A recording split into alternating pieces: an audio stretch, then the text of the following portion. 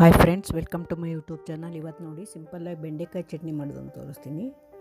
ಒಂದು ಈರುಳ್ಳಿ, ಸ್ವಲ್ಪ ಇದು ಹುಣಸೆಹಣ್ಣು ತೊಗೊಳ್ಬೇಕು, ಒಂದು ಬೆಳ್ಳುಳ್ಳಿ ಹೆಸರು, ಒಂದು ಫುಲ್ ಬೆಳ್ಳುಳ್ಳಿ ಚಿಕ್ಕದು, ಆಮೇಲೆ ಒಂದೆರಡು ಹಸಿಮೆಣಸಿನ್ಕಾಯಿ, ಆಮೇಲೆ ಇದು ಬೆಂಡೆಕಾಯಿನ ಚಿಕ್ಕದಾಗಿ ಹೆಚ್ಕೊಂಡು ಫ್ರೈ ಮಾಡ್ಕೋಬೇಕು.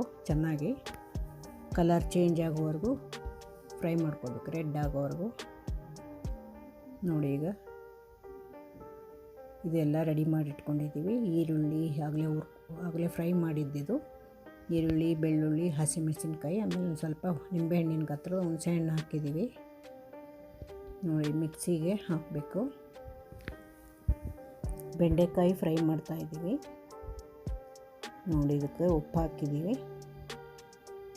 ಈರುಳ್ಳಿ ಅದೆಲ್ಲ ಕಲಸಿಟ್ಕೊಂಡಿದ್ವಲ್ಲ, ಉಪ್ಪು ಹಾಕಿದ್ದೀವಿ. ಈಗ ನೋಡಿ, ಇದನ್ನೆಲ್ಲ ಹಾಕ್ತಾಯಿದ್ದೀವಿ. ಬೆಂಡೆಕಾಯಿ ಕೂಡ ಫ್ರೈ ಮಾಡಿದ್ದನ್ನು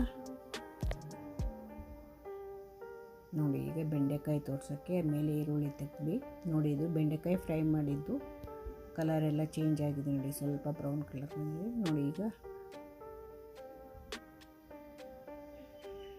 ಈರುಳ್ಳಿ ಎಲ್ಲ ಫ್ರೈ ಮಾಡಿ, ಈರುಳ್ಳಿ, ಮೆಣಸಿನ್ಕಾಯಿ, ಸ್ವಲ್ಪ ಹುಣಸೆಹಣ್ಣು, ಉಪ್ಪು ಎಲ್ಲ ಹಾಕಿದ್ದೀವಿ. ಕೊತ್ತಂಬರಿ ಬೇಕಾದರೆ ಆ್ಯಡ್ ಮಾಡ್ಕೋಬೋದು. ನಾವು ಕೊತ್ತಂಬರಿ ಹಾಕಿಲ್ಲ, ಜೀರಿಗೆ, ಬೆಳ್ಳುಳ್ಳಿ ಅಷ್ಟೇ ಹಾಕಿರೋದು.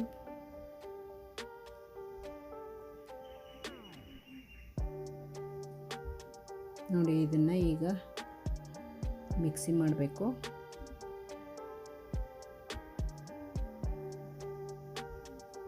ಒಂದು 2 ನಿಮಿಷ ಮಿಕ್ಸಿ, 1 ನಿಮಿಷ 2 ನಿಮಿಷದಲ್ಲೇ ಸಣ್ಣಗಾಗ್ಬಿಡುತ್ತೆ.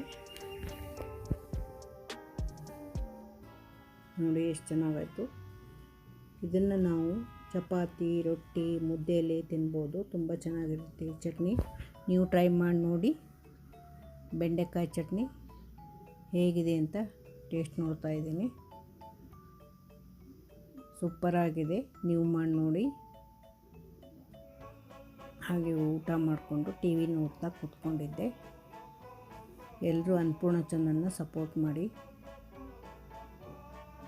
ನೋಡಿ, ಹಾಗೆ ಒಂದು ವಾಕಿಂಗ್ ಹೋದ ಕ್ಲಿಪ್ಪಿಂಗ್ ತೊಗೊಂಡಿದ್ದು.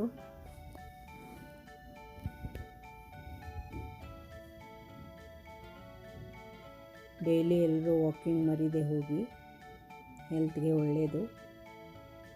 ನಾನಂತೂ ದಿನಾಲೂ ಹೋಗ್ತೀನಿ ವಾಕಿಂಗು. ಇದಲ್ಲೇ ನಮ್ಮ ಮನೆ ಹತ್ತಿರ ಕೆಳಗಡೆ ಪಾರ್ಕಲ್ಲಿ ವಾಕ್ ಮಾಡ್ತಾಯಿದ್ದೀನಿ. ಆವಾಗ ತಗೊಂಡಿದ್ದಿದ್ದು.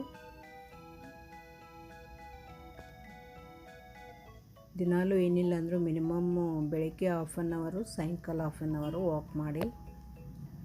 ಆರೋಗ್ಯ ಚೆನ್ನಾಗಿರುತ್ತೆ. ನಾವು ಟಿ ವಿ ನೋಡ್ಕೊಂಡು ಎಷ್ಟೊತ್ತಾದರೂ ಕೂತ್ಕೊಂಡ್ಬಿಡ್ತೀವಿ, ಆದರೆ ವಾಕು ಅದು ಹೋಗಲ್ಲ.